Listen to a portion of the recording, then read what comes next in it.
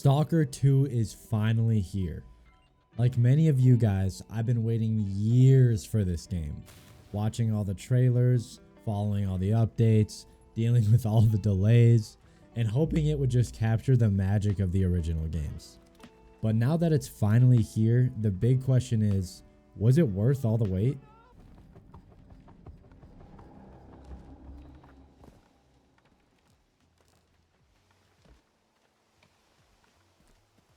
In this video, we'll dive into the story, gameplay, and the performance of Stalker 2 to see if it delivers on its promises or if it falls short of them. This game has been a long time coming. The original game is a cult classic loved for its brutal survival mechanics and haunting atmosphere. Fans like myself have waited over a decade for this sequel, and now it's finally here. Also, just a quick side note, this video won't contain any spoilers. All of the footage you guys are seeing here is captured from my first couple hours of my PC playthrough, and it doesn't contain any story or encounter spoilers, so you don't gotta worry about that.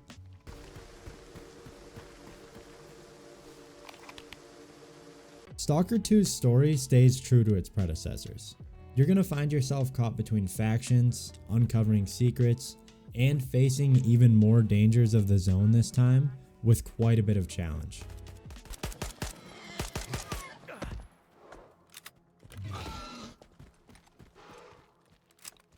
The game does a great job of blending storytelling with exploration. NPCs have their own stories to tell, factions are fighting for control that you just walk in the middle of like the first one, and every choice you make can shape the world around you. It's the kind of narrative where you feel like a small part of something a lot bigger, which makes the zone and the environment you're in feel alive and reactive. Stalker 2 also has a great synergy between its narrative and its survival elements. There will be times where I'm extremely invested in the quest I'm on, and then I find myself in a 20-minute fight for my life, scavenging for any supplies or weapons that I can find.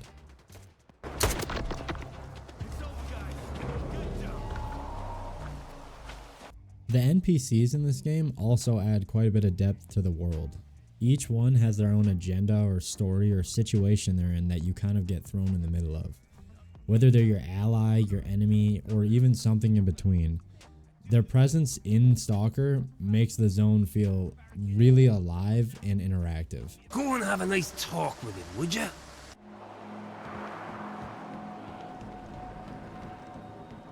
Stalker's gameplay is all about survival, exploration, and tension. You're going to be scavenging for supplies and managing all your resources, and then find yourself in a completely different situation that you are not prepared for at all.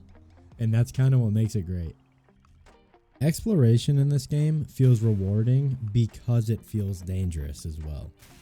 The combat in this game is very intense, and it has such realistic gunplay with the way you reload your weapon, the way you fire, bullet ballistics, that it feels very rewarding to win a combat scenario. I can't keep talking about the gameplay without bringing up the AI. The AI in this game are surprisingly well done. When you're shooting at like a human or soldier, they will go behind cover, throw grenades to get you to move, flank you, and shoot back in a way that I haven't really experienced in games today. Also, when you're fighting a monster, let's say it's one of the invisible ones, they'll go behind you and flank you and run, and they know exactly when to retreat to make you feel like, I'm not going to get out of this one.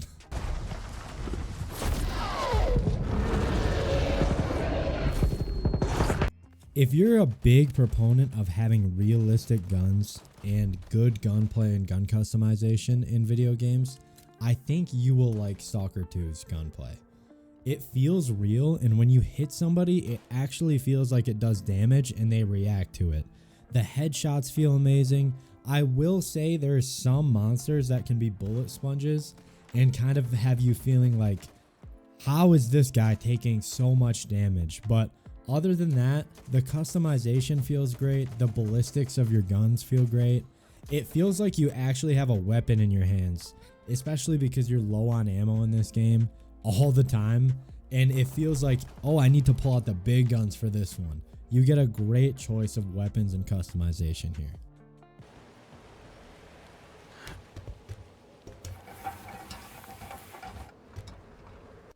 How does this game run or perform or even look? I'll tell you this. Visually, Stalker 2 is a standout. The game's environments are breathtaking. A lot of the fog-covered forest areas are haunting and I love them. The weather and the dynamic lighting in this game is beautiful when you can get it to run. I'll preface this by saying I do have a decent computer. I play games on it often at high FPS. I've got a 3080 Ryzen 7700, and this game, when you launch it, you compile shaders for about 5 to 10 minutes every time you start it, which can get annoying. But this game running for the first time on my computer knocked me on my ass. I was anticipating probably 60 to 80 FPS on high to medium in this game. Guys, I'll tell you this, I got nowhere near that. I was messing with DLSS, settings, quality. I turned off all the shadows, lights, everything like that. Like I was meticulously changing the settings in this game over and over and over, and I could not get this game to run.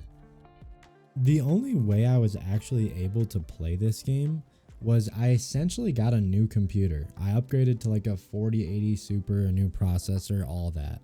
And I do run it well now. But the fact that it was not able to be run without that kind of power in a PC is pretty surprising nowadays. I would say if performance is a huge factor in whether you will enjoy a game or not, I would definitely recommend waiting a week or two or even a month until some patch comes out where they can fix their optimization.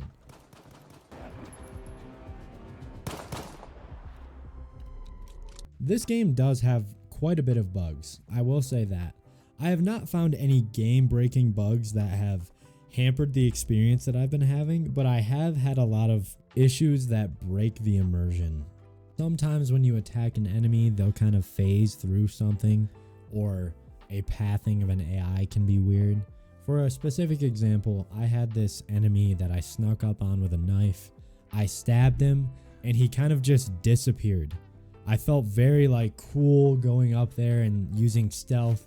And then it was like, okay, he just disappeared and is invisible now, which is okay. It doesn't ruin the game, but it definitely can be annoying at times.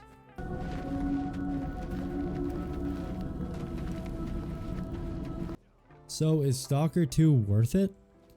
If you're a fan of the original games or love immersive survival experiences, I would say yes, especially if you can look past the technical issues.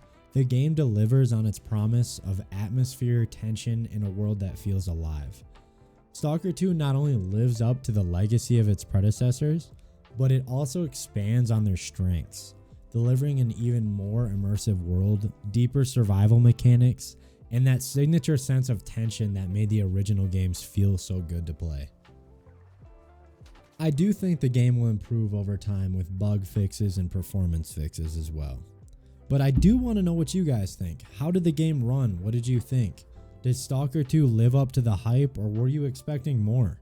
I'd love to hear what you guys think in the comments. Thank you guys as always for watching, and I'll see you in the zone.